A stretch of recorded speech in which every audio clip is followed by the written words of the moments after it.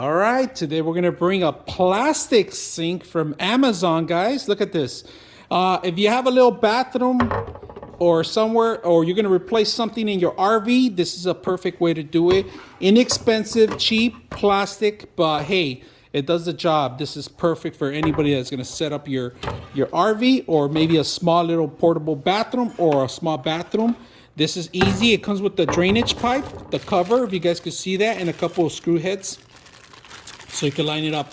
Today we're actually gonna do a box for it, and we are gonna set up a faucet, maybe some time, but this is a perfect little sink. Instead of a metal,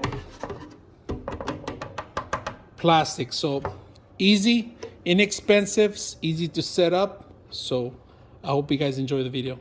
So here's the sink. We made our space. We are going to put the drainage pipes and everything else, but if you guys can see it, we have a nice little box for it.